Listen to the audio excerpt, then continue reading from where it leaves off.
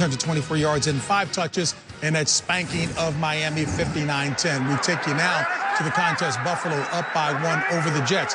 Let's join the announcers in that game there. Here are the Bills, 1st and 10. CBS Sports presents the Geico Play of the Day. Down in Philadelphia, Washington's Case Keenum finds Vernon Davis on a little out pass. The 35-year-old tight end hurdles Eagles cornerback Ronald Darby, lands on his feet, goes the distance, 48 yards to pay dirt.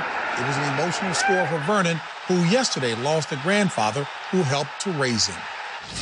Geico. 15 minutes could save you 15% or more on car insurance. This is the State Farm Post-Game Show.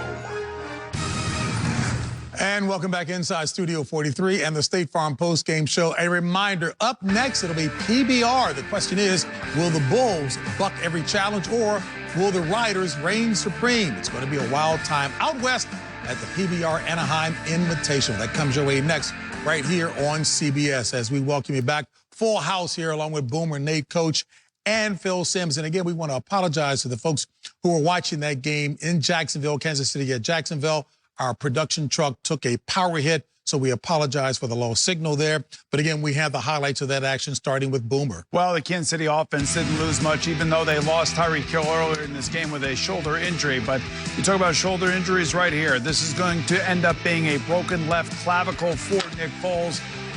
Essentially, he's done for the season. But, Damian Williams is going to take this in here from 3 yards out. Look, Patrick Mahomes, 25 of 33, 378, 3 touchdown passes. All 3 of those touchdown passes to Sammy Watkins, who had 9 receptions for 198 yards. Gardner Minshew played okay as a rookie, thrust into a very difficult situation for the Jacksonville Jaguars. He was 22 of 25, 275, 2 TDs and interception. But, I was wondering how LaShawn McCoy was going to fit in here. And I thought, man, this is a great fit for this offense. And he really turned out to have a very good game for the Kansas City Chiefs. Patrick Mahomes tweaked his left ankle, it looked like, in the middle of the second quarter. But, this team is going to be very, very difficult to play against offensively. They're going to put up 32 to 30 to 40 points a game, it looks like. And Patrick Mahomes picked up right where he left off last year. Yeah, you mentioned Sammy Watkins, and he was unbelievable.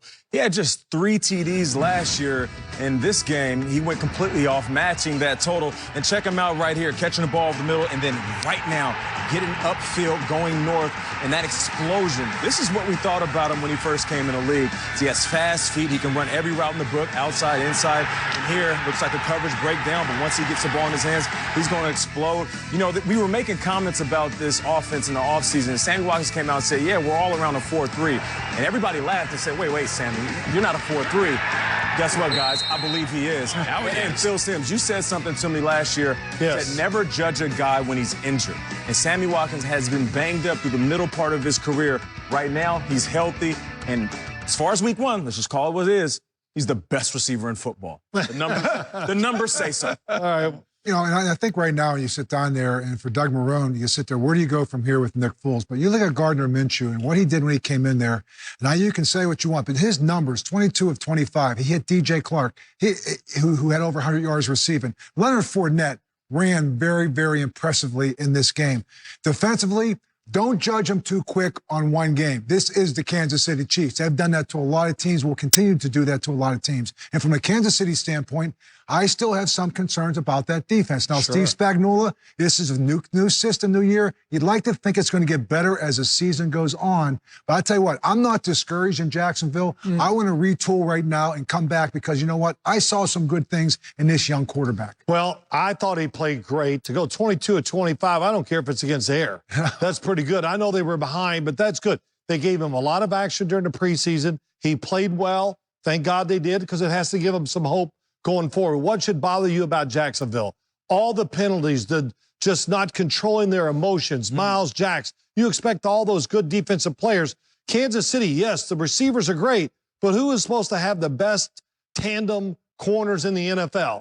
Jacksonville, it didn't work. And Sammy Watkins, I saw him this preseason twice, and I went, oh my gosh, he is finally full speed. Yeah. And it's been a long time since we've seen Sammy Watkins at full speed. Yeah, he's back, man. But getting back to Jacksonville, it has to be tough when you have Nick Foles coming in as your savior. You spend all that money to bring him in, and then you give him a new contract. But listen, speaking of Gardner, play on words, hopefully Nick Foles planted some seeds with this young quarterback on how to be a backup and rescue an organization once the starter goes down. Let me say this. Last year, he played at Washington State. He was going to go be the backup at Alabama as a graduate transfer. Mike Leach calls him, basically begs, come on out. You'll lead the country in passing. Don't worry. Yeah. And, of course, he did. He threw unbelievable numbers. Then he became a folk hero out there because of the stash. Yeah. Everybody wore him. Even Mike Leach was wearing it, on the sideline. So all those throws, that just tells you something, too, about quarterbacks. And we know, Boomer, preseason football, get some throws in, get the feel of the game. He got 400 and some throws out there at Washington State, probably over 100 in preseason this year, and it helped him in this game today. Let's not forget, this team 2 years ago was in the AFC Championship game with Blake Bortles. Right. So I'm telling you what, it's more about this football team than just Gardner Minshew. It's about this defense. It's about this offense, getting back to the running game with Leonard Fournette and playing more disciplined football. So it's one weekend, again, you know what? Let's come in here and rally on Monday. We lost to a team that was in the AFC Championship a year ago. Yeah. If we want to go, we need to go. We need to clean some things up. Here's what would scare me. It's 1 week, I know, and I'm not going to overjudge in 1 week because it changes. But it's a continuation of last year. Yeah. That's what bothers me a little bit about watching today's game. Well, I hate to be overcritical, and we don't want to exaggerate things right now, but I'll pose this to the table. Boom, you can answer this. 2 years ago when we fell in love with the Jacksonville Jaguars, did they fool us? Were they for real? Because last year, undisciplined, defense wasn't what it's supposed to be. And opening up like this, maybe they're not as good as we thought they were. I just think their quarterback situation has been like in a state of flux for the last 3 years, and now it's back into that state of flux. And you're asking a lot from a rookie, guys. No question. I mean, let's be honest. I mean, this is going to be a long haul for them. This is a tough blow for them to absorb, especially with the amount of money that they spent to bring Nick Foles down there. And oddly enough, this all happened on a beautiful touchdown pass that he throws to Chark, and Chark comes down with his first touchdown of the year of his career, and it all ends with a broken clavicle. So it's and the offensive proficiency of Kansas City continues. 22nd straight game, scoring 25 or more points. And again, we apologize for the technical difficulties experienced in that game. Kansas City at Jacksonville will continue with the State Farm postgame show right after this.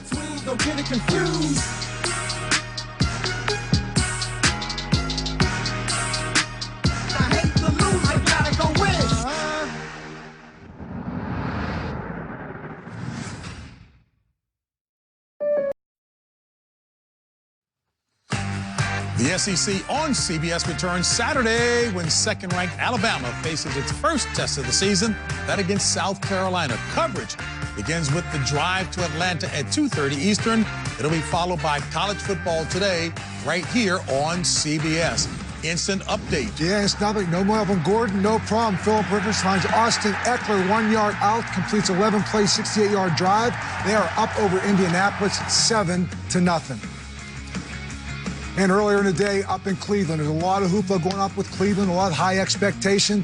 But I'll tell you what, it was all Tennessee in this day. You can see Marcus Mariota right here. There's a screen pass back to Derrick Henry, who's going to take this all the way 75 yards for a touchdown on the day. Derrick Henry, 159 total yards, 1 rushing touchdown and this receiving touchdown. And Baker Mayfield was harassed by a Tennessee defense that was all over him. You're going to see Malcolm Butler return this interception, 38 yards. It was Baker Mayfield's 3rd interception of the day. And he has sacked 5 times as well. And the Cleveland Browns had 17 penalties for 182 yards, the most since 1951. Their offense was 1 of 9 on 3rd down. And again, you can see Tennessee went in there and dominated that game. It was a productive day for Derrick Henry. And after the game, he talked with our Tracy Wolfson.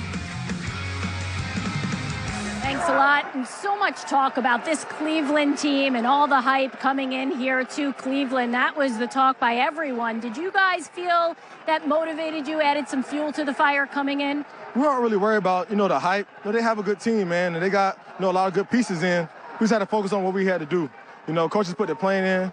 We just had to go out there and execute, play our game, and do what we do. How about what you did out there? 84 yards rushing, a 75-yard touchdown catch. You feeling healthy? You feeling good out there, picking up where you left off? Man, God is good. I'm feeling healthy. It's a great play by all my teammates blocking. And, and on that screen, I caught the ball and just got downfield, man. But it's a great execution by the offense, and I'm glad we got the win as a whole. Talk about the offense, but we have to talk about your defense and what that secondary did with those 3 interceptions there at the end. What can you say about how good this defense could be? Oh, yeah, the secondary, they pride themselves up on my man catching no balls, and they did that today. Our defense, they, like they say, defense win championships, man. They played a great game for us. We just had to come back out and put some drives together, but I'm glad they held it down, and I'm glad we got the win as a team. Appreciate the time. Thanks a lot. Thank you. Appreciate it. How about that, Derrick Henry? I was able to talk to him last week, and I said, listen, there's a lot of hype with this Cleveland Browns team, a lot of talking coming out of Cleveland. How do you feel about facing this squad? He said, well, you know what? That's not our style. We go out there and we talk with our pads. And this is what he does. It's almost symbolic that their starting running back, Derrick Henry, their starting quarterback, Marcus Mariota, they don't talk. They go out there and just handle it in a very humble way.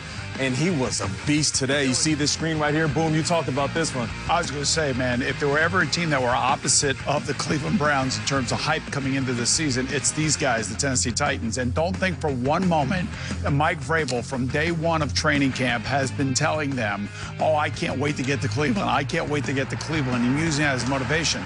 They're a big physical football team, and don't think for a second that they're not going to, come in there and try to just absolutely intimidate you. And I think he was nice. We saw some of the stuff after the game in the locker room that he was saying to his players. We can't show it on TV because not everybody had all their clothing on, but I will say that it was kind of interesting listening the way he was kind of talking to his team, because it tells me that he was playing the whole underdog card the whole time leading into this game. Now, the other side of it, though, and you know this and I know this, there is nothing worse than getting pummeled at home, throwing interceptions, talking in the offseason about how this team's going to go to the Super Bowl and all that other stuff.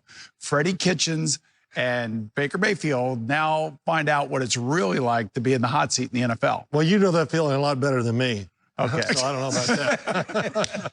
But, Nate, when you talk to Derrick Henry, did you think you were talking to a running back or a defensive end? Yeah, that's what he that's one thing. So they did what they did. I thought they would win the game if they did 20-17, something like that. But you know what it is? They were right. They just out-hit Cleveland. And we all know it. We talk about all this fancy stuff and everything. Usually the team that hits the hardest and is the most physical, they win. Marcus Mariota, all the questions about him. How do you like me now? Bill Perfect game by him loves today. to say, impose your will on the opposition. That Tennessee defense got it done. It was, but you know what? There were two things. The undisciplined manner of Cleveland with 17 penalties, and that line of scrimmage, because the defense right here of the Cleveland Browns were all over him. And it started up front. You talk about the pressure they put on him. Cameron Wake had 2 sacks in this game. And I'll tell you what, the cumulative effect of him getting beat, they talked about it in the game, Tony and Jim, they mentioned he didn't get sacked the last 5 games of last year. He got hit a lot in this game. Not only being sacked, he got hit, he got uncomfortable.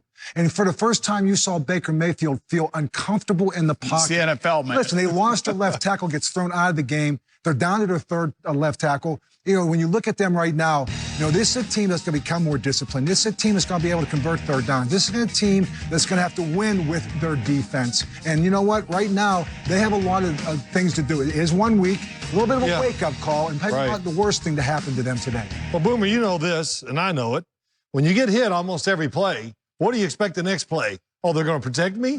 So it makes you uneasy, makes you not think clear. You're off target with throws. And that's about as bad as I've seen Baker Mayfield throw the ball. The NFL, man, you got to be a man to stand in there. And they're going to find out now because they're just going to get ridiculed and criticized for the whole week until their next game, until they get back on the field. That game can't come fast enough. And that next game happens to be next Monday night in New York against the Jets, who blew a 16-point lead in the fourth quarter. So you're going to have 2 teams that are going to get together in a week that both are feeling the criticism that is coming their way. I just say this.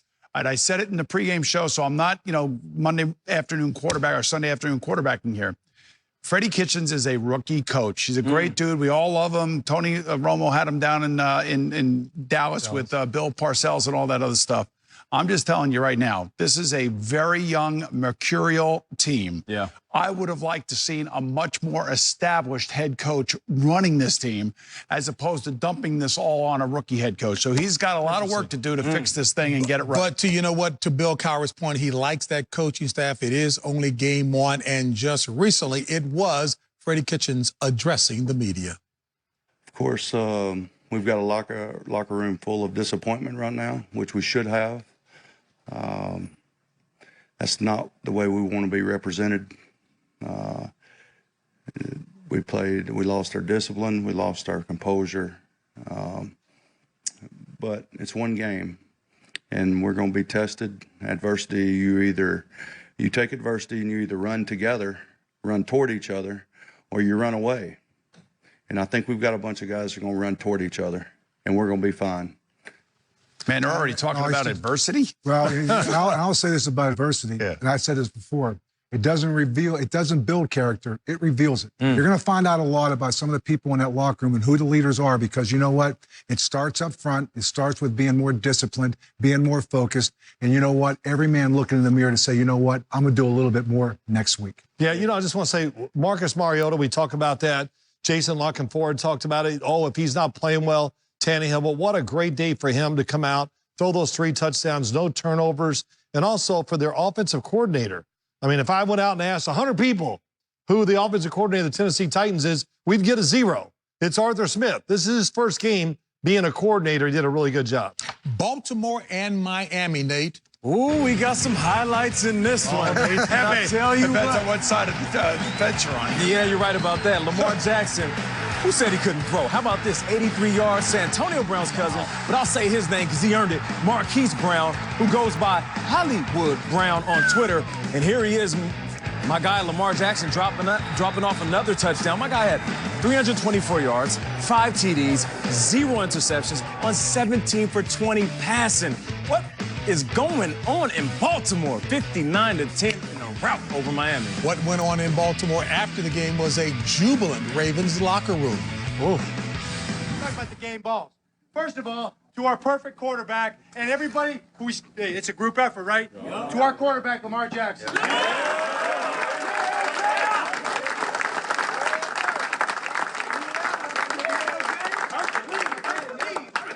First victories are amazing things, and they mean a lot, and you never forget them. To our general manager, his first victory.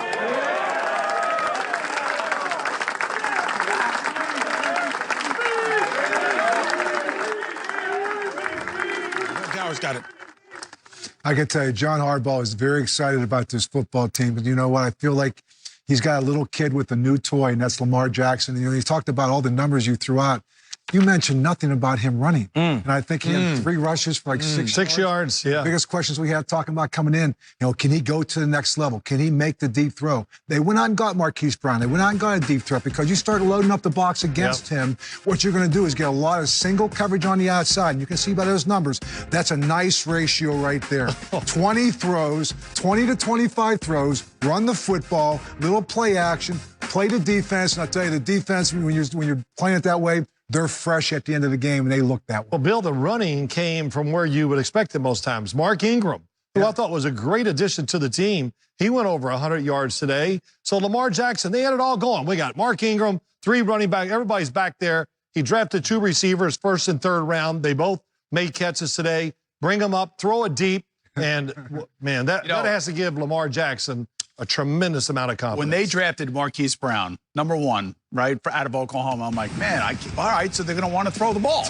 And the reason they want to throw the ball is because they have a kid in Lamar Jackson who can throw the ball. We all know he can throw it, right? But I'm just telling you, watch when he throws the bomb down the middle of the field. I mean, he is like just standing there and flicks it down the middle of the field. You don't see Lamar, you only see Marquise right now. Yeah, he just threw it beautiful, nice spiral. How beautiful it was. So this kid has got a little bit of his cousin Antonio Brown in him, and you can see it. There is a flair for the dramatic. Look, this is a great start against the worst team in the NFL. Yes. And I get all that, and I don't want to take anything away from these guys. Because the one thing that they were talking about in the offseason, John Harbaugh was at least, you know, Lamar's going to run the ball 15 times a game. I hope he doesn't do that. I don't want him to do that. I want him to do exactly what he did today, standing there, 20 to 25 throws. And look at that kid, Marquise Brown, man. That kid is a burner. Yeah. Let's go. This could be one of the more enjoyable offenses to watch. I actually felt bad for him when he got drafted. I said, oh, the poor kid's never going to catch any passes. Okay, I was wrong. You know, it's funny. Over the summer, we heard John Harbaugh talking, and what he was saying, Lamar's going to run the ball. We got Mark Ingram. We got tight ends.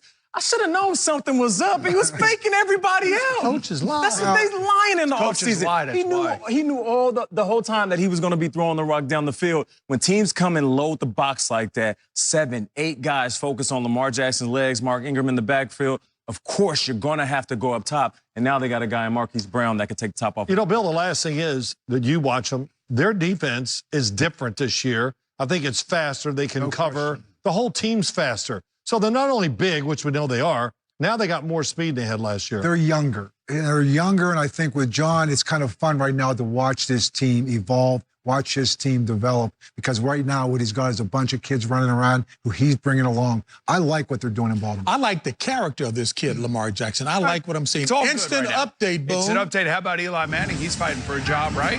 Yeah. All he does is takes his team right down the field. Look at that. He's throwing the ball on the run to Evan Ingram. That's a 1-yard touchdown pass. The Giants going to take a 7-0 lead on the Cowboys down there in Big D. And, you know, we talk a lot about young quarterbacks trying to make a push to get on the field. Daniel Jones for the Giants is one of those quarterbacks.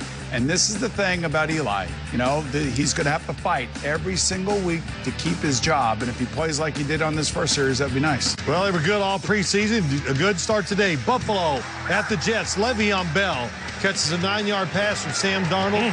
The 2-point conversion was good. Le'Veon Bell, Nice good day. pass. 14-0. Jets lead at that time. But QB Josh Allen comes back and just throws a rifle down the left sideline to the speedster John Brown to put the Bills on top, 17-16, down 16-0. The Bills were, fought their way back. Josh Allen, what a gutty performance by him. And the Jets, very gutty by them. They fought hard all day, but Buffalo, the defense, Sean McDermott, to me, that was the difference in the end. And speaking of Josh Allen, after the game, it was our Amanda Balionis talking with Josh Allen. Josh, if I would have told you at halftime this is going to be the outcome of the game with everything kind of going the wrong way for you guys, what would you have said? Well, Amanda, I would have called you a liar. No, but our defense played outstanding tonight. You know, hats off to them for doing what they had to do. You know, it wasn't pretty. First half, a couple things didn't go our way. You know, moving the ball well, just couldn't finish there. And second half, we came out, we found a way. Motor gave some spark. You know, our O-line did a great job, and then Smoke made a really good play over there for the touchdown. Proud of this team. The fight that we have, that we showed today, we're going to carry this over, hopefully. You know, Sean McDermott talked about how important it was to build trust with this entire team. Team bonding was a big focus during preseasons. He said, when things get bad, you have to rely on the guy next to you. How big was trust in this game? Well, we have a saying, we call it calm breeds calm.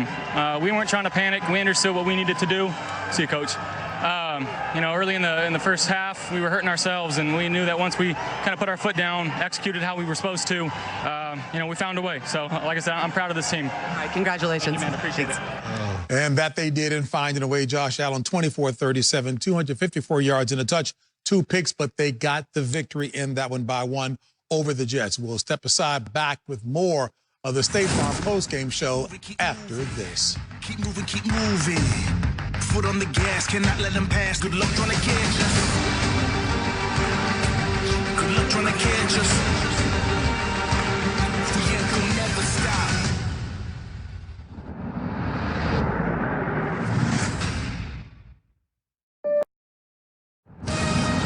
This is the State Farm postgame show. And welcome back to the State Farm postgame show. And a reminder that we're back with more football next Sunday. Regional action in week 2. Many will see Tom Brady and the defending Super Bowl champion Patriots against the Dolphins, or an AFC West showdown between the Chiefs and the Raiders. And it all begins with the NFL today at noon Eastern right here on CBS. Coach. Instant update right here. Jacoby Brissett answers that touchdown pass from Phillip Rivers. He's going to find T.Y. Hilton 4 yards out. He's already in this game, 8 of 9 for 61 yards. Adam Vinatieri missed the extra point, though. They trail 7-6.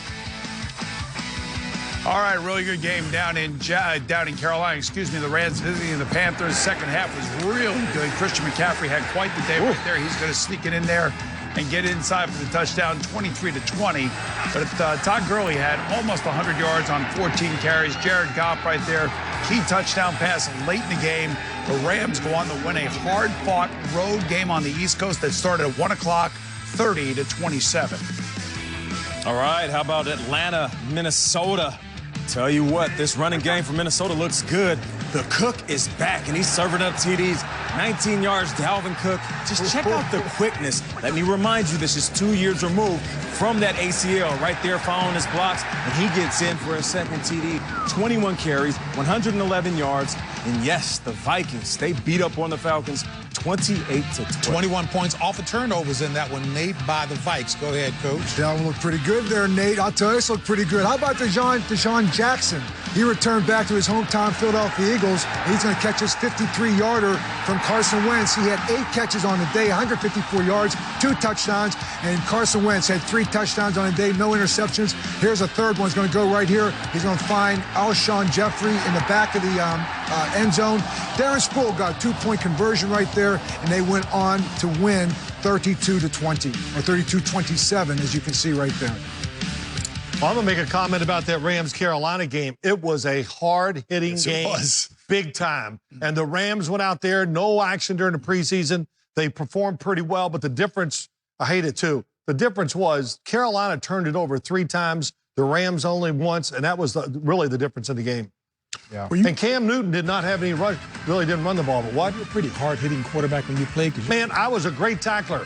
I threw a lot of interceptions, so I need to go get the guy. We always thought he was the best tackle quarterback. Continues after this.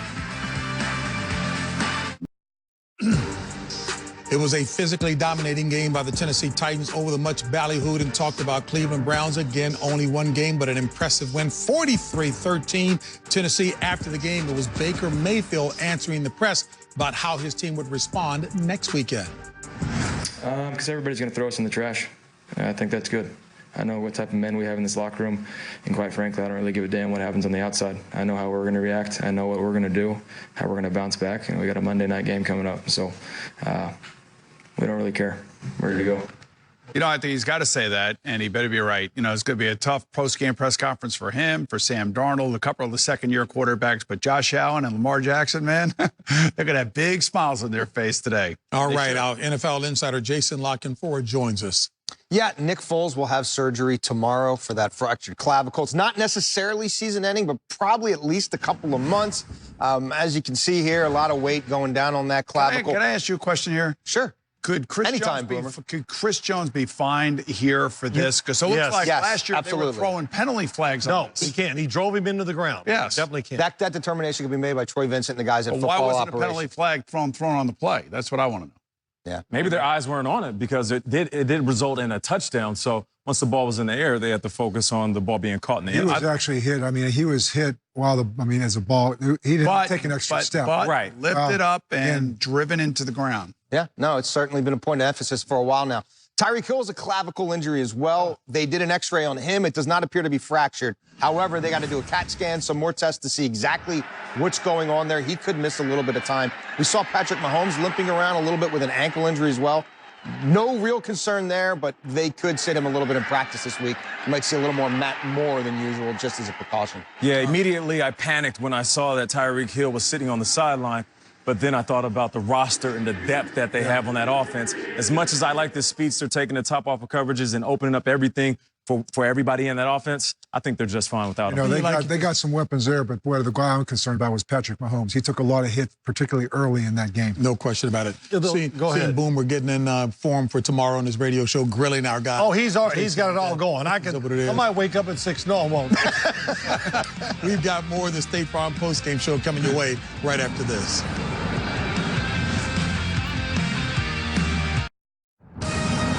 This is the State Farm postgame show. And tonight on CBS begins with 60 Minutes and a tribute to 20 years of reporting by Steve Kroft. That'll be followed by a new episode of Big Brother, plus NCIS Los Angeles and NCIS New Orleans. That's tonight only CBS, as we welcome you back to the State Farm postgame show. Phil. All right, we got an instant update. Here we go. Dak Prescott double clutches. Hits Blake Jarwin down the middle, 26 yards for the touchdown. Tied up with the Giants. Dallas, 7-7. So there you go. That was my first instant update. That was cool. Wow, that was pretty good indeed. You know what? So we've got some final thoughts. Let's start with you as we go around. Final thoughts. Hang in there. It's never over. Play the next play. That's what the Philadelphia Eagles did today. Looking down here, all these great things. Well, Nate, outstanding receivers. What do you think? Yeah, he had 8 receivers over 100 yards in the early slate of games. We know this is a passing league, but who would have thought? And how about Baltimore Ravens? Even Lamar Jackson is out here throwing for 300-plus yards and 5 TDs. Well, for me, Patrick Mahomes is back and better than ever. Now, he tried a no-look pass today. Okay, Patrick, we get it. You could do that. Take it easy. This time you missed, and you had a wide-open Travis Kelce. You could have had 4 touchdown passes. So, my thing is that they're going to be really, really tough to beat. They are so good. He is so good, and Andy Reid is such a good coach that, you could see them putting up another scoring record again this year. I mean, I know it was the Miami Dolphins, but I was impressed with the Baltimore Ravens and what they did with Lamar Jackson, and even like you said, defensively. And I think again next week I'm looking at this Cleveland Browns against the New York Jets. You're talking about 2 teams coming off 2 very tough losses. Yeah. That is going to be a very important game very early in the season. I'll tell you something that would help get your season up to a great row. Philadelphia, Buffalo, both big down early. Or is that right? Did I say that right? It'll work. Down early big. Yeah, whatever. They were losing. And the way they hung in there, came back, and just kept playing, they got it done and won. That way, man. That's it. You know what? A good first week indeed. It was good, JB. It was all good. Hey, folks, we're looking forward to next week, and we'll see you right here on the NFL Today on CBS. A lot of times.